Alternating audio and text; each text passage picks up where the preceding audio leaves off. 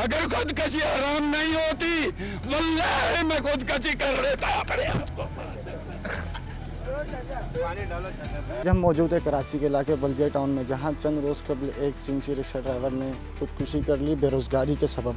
कराची में बढ़ते हुए हालात और जराइम की वजह से रोज़ बरोज़ इस तरह के हादसात और वाक़यात जो हैं वो बढ़ते जा रहे हैं। आज हम मौजूद हैं उन चिंची रिक्शा ड्राइवर के लवाकिन के साथ, उनके विरसा के साथ, उनके मोहल्ले वालों के साथ, उनके पड़ोसियों के साथ। आइए बात करते हैं, जानते हैं कि कैसे हुआ यह हादसा और उस वक्त जो थे वो कहाँ थे और किस तरह उनको जो ये ख़बर हुई। अस्सलाम वालेकुम। बात ये है, जब बेरोज़गारी की वजह से उसका रश्के बनो यूनियन साहब का 4-5 उस रश्के चला रहा था। फिर रश्के जब बन हुआ घर में बैठ गया, मैं भी रश्का चला रहा था। तब मैं बाहर निकल गया, ये बात करता था बेरोज़गारी या रश्के बन हुआ, घर पे बैठा हूँ और क्या करूँ। मैं भी बोलता था मेरा भी रश्का कड़ा हो गया, आपका भी कड़ा हो गया। मैं जब बगैर मेरे साथ थोड़ा मुँह मारी के बाहर निकल गया। वापिस जब मैं आया 15-20 मिनट बाद, इसने कमरे का गेट बंद किया था, फांसी लगाया हुआ था। फिर कमरे का गेट हम लोगों ने खोल लिया। इसका वजह जब हम लोगों ने देखा तो फांसी लगाया हुआ था। फिर मैंने रश्के वाले यूनियन के साथ बात किया। मैंने बोला हमारे को इंसाफ चाहिए, क्योंकि ऐसे तो हर ड्राइवर खुदकुशी करेगा। कल मैं करूँगा, जैसे मेरा अबू ने किया, कल फिर मैं करूँगा। ऐसे तो नहीं हो सकता, हमको इंसाफ चाहिए हुकूमत की तरफ से। हमारे साथ अमीर कराची TLP के भी मौजूद हैं, उनसे बात करते हैं, उनसे जानते हैं कि वो किस हद तक जो है अब इनके लवाकिन को जो है इंसाफ दिलाने में इनके साथ रहेंगे। अस्सलाम वालेकुम। वालेकुम अस्सलाम व रहमतुल्लाहि व बरकातुहू। देखा आपने एक नाखुशगवार वाक़या रूनुमा हुआ बल्दिया टाउन में। ये मामला क्यों हुआ? बेरोज़गारी की वजह से। वो बता रहे हैं कि बेरोज़गारी हो गई, रक्षा बंद हो गया। अब एक रक्षा ड्राइवर कितना कमाएगा? इनका घर भी किराए का है। अब एक ड्राइवर कितना कमाएगा? अगर महीने से उसका रक्षा बंद होगा तो यकीनन फिर घर के अंदर झगड़े होंगे, फसादात होंगे और फिर रिज़ल्ट यही निकलेगा खुदकुशी कर गए। बस बात ये है कि जो ये ड्राइवर ख़ुद ये कह रहा है कि कहीं दूसरा ऐसा वाक़या रूनुमा ना हो। हुकूमत से हमारे बिल्कुल पुरज़ोर मुतालबा है। ये रक्षा यूनियन के हमारे इमरान भाई मौजूद हैं, इनके साथ भी हमने हुकूमती नुमाइंदगान से बात की है, कमिश्नर से बात की है, DIG से बात की है कि इनका जो मामला है जल्द अज जल्द हल किया जाए। ये वो तबका है जो आपके इन ताख़ीर का मुतहम्मिल नहीं है। ये बेचारे मजबूर हो जाएंगे और इस तरह के इक़दामात करेंगे। पहले तो आपने इनके रजिस्ट्रेशन किए हैं रक्षों को, आपने इनको रोड परमिट दिया है। जब आपने कानूनी हैसियत दे दी है, अब उनको आप रोक कर इनको बेरोज़गारों को क्यों मजबूर कर रहे हैं कि वो ख़ुदकुशी करें? हुकूमत का काम है ऐसे मामलात को वो देखें, संजीदगी के साथ देखें। और मेरा वज़ीर आला से भी ये मुतालबा है और बिलखुसूस वज़ीर आज़म से भी मेरा ये मुतालबा है कि आएँ ये बल्दिया टाउन में ये गरीब ने क्यों खुदकुशी की। इसकी वजह बेरोज़गारी है और ये बेरोज़गारी की वजह कौन है? हुकूमत है। और ख़ुद उन्होंने रक्षे बंद करके लोगों को परेशान करके इसका ये सबब बनाया है। हमारा मुतालबा पहले भी यही था, अब भी यही है। इनको SOPs के तहत इनका मसला जल्द अज जल्द हल किया जाए। कराची का पहला वाक़या नहीं है अमीर साहब, इससे पहले भी कराची के अंदर रक्षा ड्राइवरों ने, ये तो खुदकुशी का वाक़या घर के अंदर हुआ होगा, इससे पहले भी कराची में देखा जा सकता है कि मेन रोड पर खड़े होकर अपने रिक्शे को भी उन्होंने तेल से छिड़का और अपने आप को भी। तो मज़ीद कराची के लोग अपनी जानों से हाथ कितना और हाथ धोएंगे? कमिश्नर कराची ने पहले 11 से 12 रूट्स के ऊपर पाबंदी लगाई, फिर उसमें तरमीम करके वो 30 रूट्स की तरफ चली गई। अब ये केस जो है वो अदालत में चलता जा रहा है। तो जब तक यानी कि अदालत के अंदर इस केस का फ़ैसला नहीं आता, इसी तरह रिक्शा ड्राइवर जो है वो मरते जाएंगे, अपने आप को ख़त्म करते जाएंगे, अपने ख़ानदानों को लावारिस बेयारो मददगार छोड़ते जाएंगे। इसका मुस्तकिल हल क्या है? जी देखिए, मुस्तकिल हल है हुकूमतों की संजीदगी। वो संजीदगी से देखें और इन ऐसे महल्लों में आएँ, इलाकों में आएँ, देखें ये कैसे ज़िंदगी गुजार रहे हैं। ये तो हम इनके सिर्फ बेरोज़गारी की बात कर रहे हैं। आपका कैमरा अगर दिखाएं इनकी ये किस तरह यहाँ इस महल्ले में ज़िंदगी गुजार रहे हैं। यहाँ सीवरेज का निज़ाम देखें, रोड का निज़ाम देखें। आप यहाँ से जहाँ से आप आए हैं, अगर अपनी जगह से यहाँ तक आप कितनी दुश्वारी से आए हैं। ऐसा यानी आप पाकिस्तान के किसी कोने की ये हालत नहीं है, पूरी दुनिया की किसी ये हालत नहीं है। चौथे नंबर पर नाकाबिल रिहाइश ये कराची क्यों करार दिया गया? अब आपको समझ में आ गया होगा कि इन रोडों से आप जब आए हैं, इन इलाकों से आए हैं, कितने मुश्किलात से। और यहाँ ये जो ज़िंदगी आप समझ सकते हैं कि ये कराची है।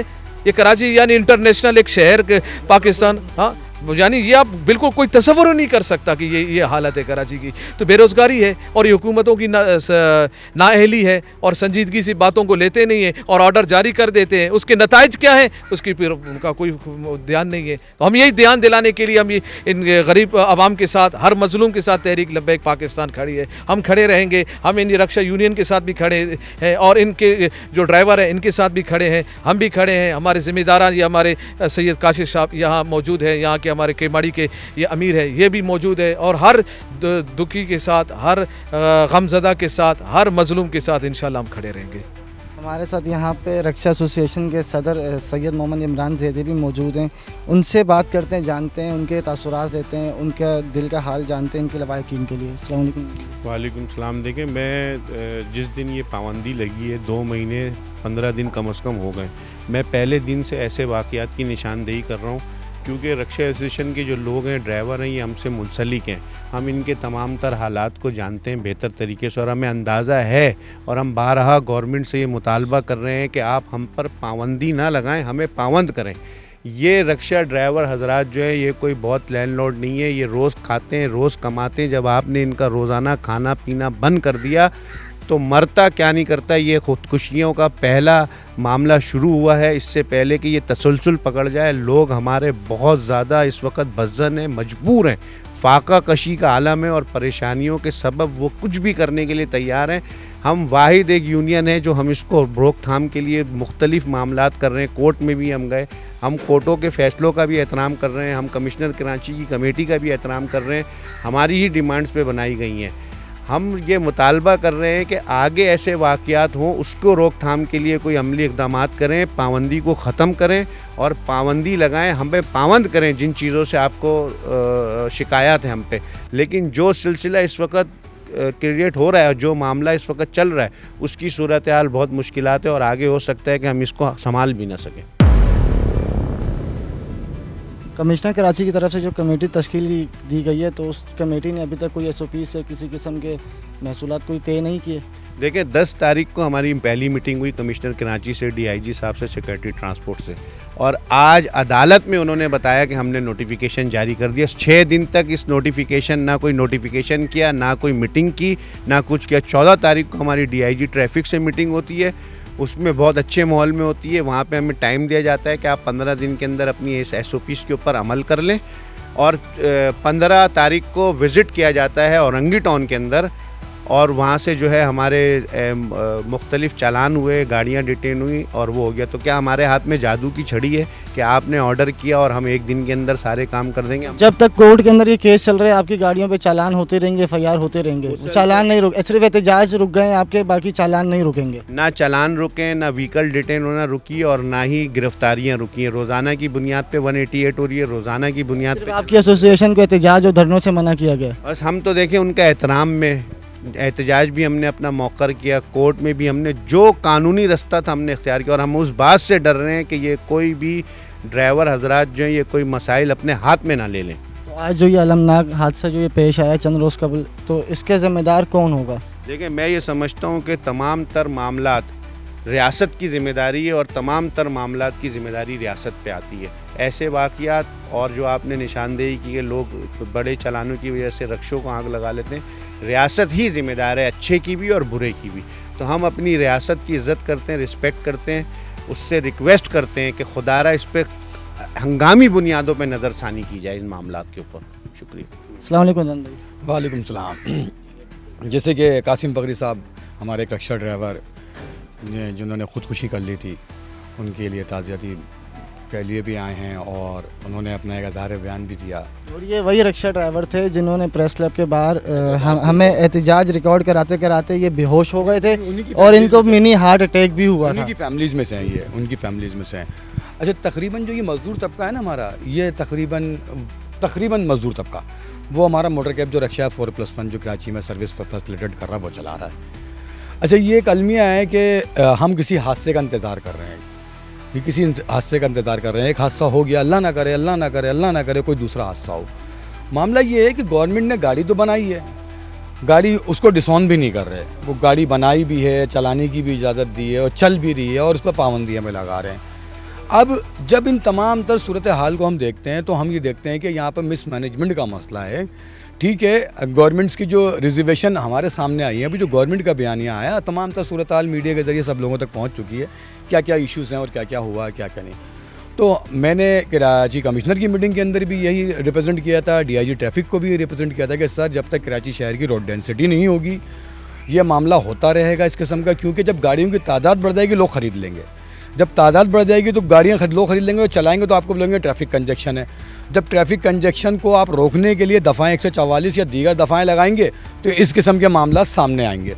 तो आज प्लानिंग के साथ आज फैसला कर ले गवर्नमेंट, हम 10 दिन और इंतज़ार कर लेते हैं, लेकिन प्लानिंग के साथ आज फैसला कर ले कि भाई हमने ये काम इस लाइन में लेके चलना है, तो आगे जाके हमें फेवर मिल जाएगी। अदरवाइज़ वरना ये मामला इसी तरीके से चलता रहेगा, कभी पाबंदी है और कभी चलता रहेगा। तो प्लानिंग के साथ गवर्नमेंट काम करे ताकि ऐसे मज़ीद वाक़ये रोनमा ना हो सकें। प्लानिंग के साथ काम करने की ज़रूरत है। हमारे साथ यहाँ पे मौजूद हैं काशिफ भाई जो ज़िला के माड़ी के ज़िम्मेदार हैं टीएलपी से। इनसे बात करते हैं, इनसे भी जानते हैं कि मज़दूर तबका जो है वो रिक्शा, चिंची और मोटरसाइकिल की हद तक ही महदूद है। अगर उसके पास मोटरसाइकिल है तो वो इन ड्राइव बाइकियाँ चला के अपने लिए घर के लिए कुछ कर रहा है। अगर गरीबों से इनकी सवारी छीन ली जाए तो गरीब कहाँ जाएंगे। दूसरी बात ये कि अभी आगे या कम अगस्त से जो है वो स्कूल भी खुलने वाले हैं, तो बहुत सारे स्कूल के बच्चे बच्चियाँ भी जो है वो बस की जगह जो है चिंची को तरजीह देती है, क्योंकि चिंची उनकी वक्त की पाबंदी भी बरकरार रखती है और उसका किराया भी मुनासिब होता है। तो आप इन सब मामलात को किस तरह देखते हैं?